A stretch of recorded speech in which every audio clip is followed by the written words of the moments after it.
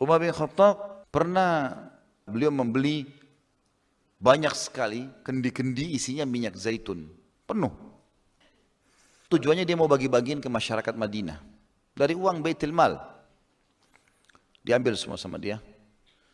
Lalu dia turun tangan sendiri, radhiyallahu anhu. Kendi-kendi kecil, tuangin yang besar. Umar sendiri yang tuangin, dibantu sama ada beberapa orang. Umar sendiri yang bagiin, ini amanah dari Allah nih. Rupanya kendi-kendi yang sudah habis, kan minyak kan melekat. Jadi tidak bisa semuanya habis, masih ada pasti. Rupanya yang tinggal sedikit di dalam itu, di sebelah kirinya Umar ada anaknya masih kecil, anaknya Umar. Belum balik anak ini, masih kecil. Rupanya dia di sebelah Umar gak perhatikan. Kendi-kendi yang sudah dianggap kosong tadi itu, karena masih ada tersisa, oleh anak Umar dicuil-cuilin. Diambil minyaknya, ditaruh di rambutnya. Karena minyak zaitun juga bagus buat kulit, buat rambut ya. Saking banyaknya, karena sudah banyak kendi, kan satu kota Madinah dibagiin. Rambutnya anaknya Umar ini basah dengan minyak. Karena semuanya basah, dan karena basah, maka jadi rapi kelihatan. Anak itu tarik ke belakang jadi rapi rambutnya gitu kan. Setelah selesai, Umar balik mau ajak dia pulang. Dia bilang, apa yang membuatmu jadi indah begini? Kata Umar kepada anaknya, begitu riwayatnya. Apa yang membuatmu jadi Hasan? Hasan itu indah. Kenapa kau jadi begini? Dia bilang, ayah tadi saya ambil sisa-sisa minyak zaitun itu. Kan sudah tidak dipakai, mau dibuang, kata anaknya. Kata dia, wahai anakku, seluruh anak muslim sebenarnya berharap bisa lakukan seperti yang kau lakukan. Tapi karena kau anak Amir Mukminin, anak raja, maka anak-anak muslim yang lain cuma bisa tonton apa yang kau buat. Mereka juga berharap meletakkan minyak zaitun di rambutnya. Saya bagi-bagiin ini tujuannya untuk itu, supaya semua rumah muslim pakai buat rambutnya, buat kulitnya. Kenapa kau ambil sisanya? Tanpa izin, ini bukan hak kita. Panggil tukang cukur, suruh cukur rambutnya. Enggak boleh ada syubhat. Di rambut anaknya digundul sama dia. Luar biasa. Dalam kisah lain dikatakan, pernah ada Umar bin Khattab jalan di pasar, ditemukan di penjual-penjual unta. Semua unta di Madinah standar ukurannya. Ukuran berat badannya, umum lah. Ada satu unta gemuk, besar. Umar penasaran lihat. Umar tanya orang situ, ini untanya siapa? Kata mereka, ini unta anak anda wahai Amirul Mukminin, punyanya Abdullah ini. Karena ada anaknya Umar namanya Abdullah bin Umar, perawi hadis yang masyhur. Ini untanya Abdullah. Kata Umar, Abdullah anaknya Umar? Mereka bilang iya. Panggil Abdullah. Hai Abdullah, apa yang menyebabkan untamu lebih gemuk dari unta yang lain? Ditanya anaknya. Maka kata Abdullah, saya tidak tahu, saya titipin saja. Maka Umar cari informasi, tanya, kenapa ini? Siapa yang urus untanya Abdullah? Maka rupanya di situ ada yang urus. Jadi Umar di zaman dulu, zaman Nabi SAW sampai zaman Khulafaur Rasyidin, ada unta pribadi, ada unta sedekah. Ada kuda pribadi, kuda sedekah.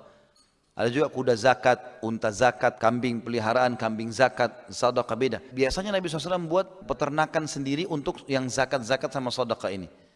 Nanti Nabi SAW ternakin kembali, karena kita kalau punya kambing atau kita punya unta, punya sapi, maka zakatnya hewan itu juga, tidak boleh duit. Ada takarannya, ada ukurannya. Kalau 40 ekor kambing dikeluarkan 1 ekor kambing, kalau unta 5 ekor dikeluarkan 1 ekor unta, kalau sapi 30 ekor, kalau tidak salah 1 ekor sapi. Begitulah. Maka ini banyak sekali zakat-zakat sedekahnya orang. Oleh Nabi SAW sampai diteruskan Khulafaur Rasyidin, Abu Bakar, Umar semuanya ditaruh di satu kandang gitu loh. Ini kan karena zakat. Jadi memang perawatannya pakai uang negara, sehingga unta-untanya lebih sehat daripada orang pribadi. Pribadi nggak bisa membiayai seperti pemerintah yang biayai, seperti itulah kurang lebih. Khusus untanya Abdullah bin Umar ini, itu kalau lagi lewat orang tahu ini untanya Abdullah bin Umar. Mirip kalau kita anak pejabat mobilnya lewat, orang tahu ini mobilnya si fulan. Rupanya untanya Abdullah bin Umar ini suka masuk nyelonong ke peternakannya zakat ini, hewan zakat. Jadi makannya lebih banyak. Begitu luar biasa. Dan itu ketahuan oleh Umar. Langsung kata Umar apa? Oh, gara-gara kamu anaknya Amir Mukminin, sehingga untamu nyelonong masuk ke sana nggak ditegur. Ambil unta itu, jual. Disuruh jual. Uangnya masukkan Baitul Mal. Nggak ada lagi punya Muhammad Abdullah. Dia gemuk bukan karena kamu ini, karena makanan orang. Nggak boleh. Luar biasa mereka jaga. Terbentuk pribadi ini dengan keyakinan itu loh. Padahal Umar zaman dulu nggak kayak kita loh sekarang teman-teman. Sekarang kita teknologi, ini handphone, ini apa yang tidak ada di sini. Kita bahkan di atas ranjang bisa transfer duit. Bisa bangun masjid di malam hari mau tidur. Apa saja kita mau buat sekarang, seluruh dunia mau bantu Palestina. SMS banking, internet banking bisa. Zaman dulu orang bagaimana? Berapa tahun lalu lah sebelum ada internet banking, kita masih harus ke ATM. Sebelumnya malah kita harus antri di bank. Sekarang sudah lebih mudah orang dapat amal saleh. Kita sekarang ini mengalahkan kehidupannya raja-raja dulu loh. Qarun itu dia selalu simpan harta dengan peti-peti besar. Qarun tidak pernah berpikir kalau sekarang kita punya ATM. Qarun itu harus simpan di gudang, satu petinya diangkat puluhan laki-laki yang kuat-kuat.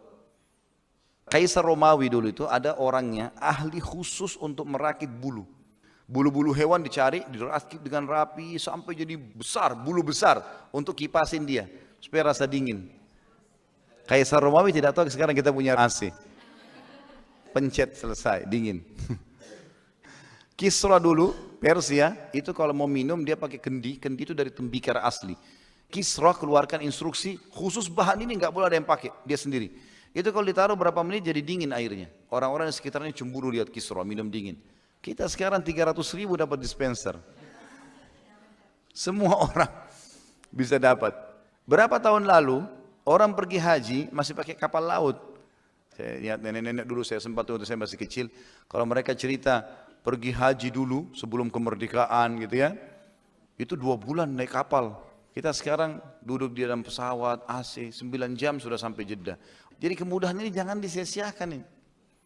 Umar bin Khattab juga pernah menerima teman-teman sekalian ukuran takaran besar, misk namanya, minyak wangi, tapi serbuk dari Mesir, tapi dalam bentuk bongkahan batu. Entah bagaimana mereka buat itu. Tapi yang jelas seperti itu riwayatnya. Dan saking besarnya dikirim oleh Amr bin As dari Mesir. Umar ini nggak pernah pakai buat dia pribadi. Dia bilang sama istrinya, ini wangi sekali, besar begini, kita harus bagikan umat Islam. Saya berharap ada wanita muslimah yang mau bersedekah dengan tenaganya. Ini kerjanya perempuan nih, hancur-hancurin, tumbuk-tumbuk, maka nanti ditaruh di wadah kecil bagiin masyarakat. Kata istrinya, oh ya Amir Mu'minin, tidak usah cari orang lain, saya siap. Nggak ada bayaran, nggak ada apa, saya mau cari pahala. Baiklah. Umar pergi aktivitas urus-urusan pemerintahan, malam baru pulang ke rumah. Seperti biasa laki-laki mungkin aktif maka pulang. Malam istri saya bilang, alhamdulillah sudah selesai tugas saya tadi. Oh, Masya Allah kata Umar, bagus sekali, mudah-mudahan jadi pahala. Begitu Umar mendekat, Umar cium bau wangi itu di istrinya. Umar tanya, dari mana wangi-wangianmu ini? Tadi waktu saya lagi pecah-pecahin itu, kan banyak di tangan saya serbuknya. Daripada saya cuci, dibuang percuma, saya gosok di jilbab, di baju saya, gosok di cadar saya. Kata Umar, subhanallah, istriku itu tidak halal buat kita. Sini saya bantu kamu. Kita sama-sama cuci, dicuci sama Umar. Bajunya istrinya, cadarnya semua dicuci sama Umar. Umar bantu cuci. Takut itu jangan sampai tidak halal buat dia, bayangin. Digosok sama Umar. Sudah selesai, badannya istrinya juga digosokin. Masih bau. Kata Umar, masih wangi nih. Ayo kita cari tanah, ambil tanah, digosok pakai tanah. Untuk hilangin itu gara-gara takut syubhat. Umar itu ciri orang yang beriman sama Allah apa adanya. Allah halalkan ya sudah nikmati, Allah larang ya sudah tinggalkan. Bahkan Umar tegas. Ini Allah perintahin, patuhi, tidak mau dihukum sama Umar. Ada satu teman-teman sekalian, orang ini suka sebarin syubhat. Syubhatnya luar biasa. Jadi dia bukan mau belajar agama dari ulama, enggak. Ada sahabat hidup di zaman khilafahnya Umar nih. Dari Irak dia datang. Dia datang ke Madinah khusus nyebarin syubhat. Jadi hal-hal yang membingungkan umat. Dia bukan tanya Umar, dia bukan tanya Abdullah bin Abbas, Abdullah bin Umar, Abu Hurairah, Ali, Uthman. Masih banyak sahabat. Dia cari majelisnya masyarakat Madinah yang orang-orang awam. Pinggir jalan orang lagi ngumpul. Hai kaum, assalamualaikum, salam. Saya punya pertanyaan, ada yang bisa jawab? Dari mana kau? Saya dari Irak, jauh-jauh datang mau bertanya. Apa yang kau mau tanya? Ini orang dari Irak mungkin butuh jawaban apa? Apakah Allah nanti akan menghisap kita hari kiamat? Allah ajak ngomong kita enggak? Kalau Allah ajak ngomong, lalu bagaimana nantinya? Orang-orang awam enggak ngerti, mau jawab apa? Allah ngomong atau enggak nih? Dia pindah lagi majelis sana. Ngomong lagi begitu. Sampai satu Madinah jadi kacau nih. Gara-gara syubhatnya dia. Dia sebarin syubhat. Akhirnya dilaporkan kepada Umar bin Khattab. Ya Amir Mu'minin, ada orang datang dari Irak ini, ngacoin kita semua. Sana lempar syubhat, sini lempar syubhat. Dia panggil sama Umar. Lalu Umar tanya, kau dari mana? Dari Irak. Kenapa? Dia bilang, saya punya pertanyaan, apakah Allah akan menghisap kami dengan bertanya pada hari kiamat? Kata Umar, iya. Allah akan berbicara dengan kemahamuliaannya dan kesempurnaannya. Allah akan bertanya dan menjawab. Allah akan bertanya dan mendengar jawaban hambanya. Dengan bahasa apa saja. Maka kata Umar, sudah jelas buat kamu? Sudah jelas, dia bilang. Maka kata Umar bin Khattab, panggil tukang cambuk. Panggil. Buka bajunya orang ini, cambuk belakangnya. Ini cambukan karena kamu bukan datang kepada saya. Bukan datang kepada Uthman, bukan datang kepada Ali, bukan datang kepada Abu Hurairah, bukan datang kepada Abdullah bin Abbas. Banyak ulama, ngapain kau datang ke majelis ini sebarin macam-macam? Cambukan ini untuk itu. Sudah selesai, Umar bilang buka imamahnya.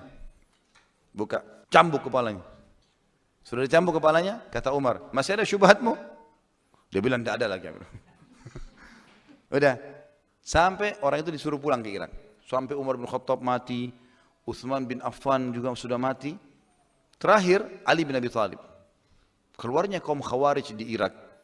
Rupanya orang yang dicambuk sama Umar ini tinggal di situ. Orang-orang Irak yang Khawarij banyak syubhat. Protes-protes sahabat. Sampai kan Khawarij yang membunuh Uthman, yang membunuh Ali. Sahabat-sahabat dibunuh yang mulia, yang jelas-jelas dimuliakan dalam sejarah Islam, Khulafaur Rasyidin, dijamin masuk surga gitu. Mereka bunuh syubhat, karena mereka anggap dirinya lebih alim. Ibnu Maljam itu, yang membunuh Ali bin Abi Thalib, dia waktu bunuh Ali, dia bilang, ini pendekatan diri saya kepada Allah. Bayangin. Membunuh Ali bin Abi Thalib, dia bilang pendekatan diri, syubhat.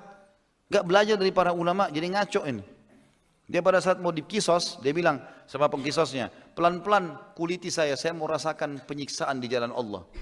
Padahal dia dikisos karena membunuh seorang mukmin, sahabat Nabi, anak mantunya Nabi SAW. Ini ngawur ini. Seperti itulah banyak orang sekarang, bom sana sini, anggap dirinya benar. Syubhat semua di otaknya nih.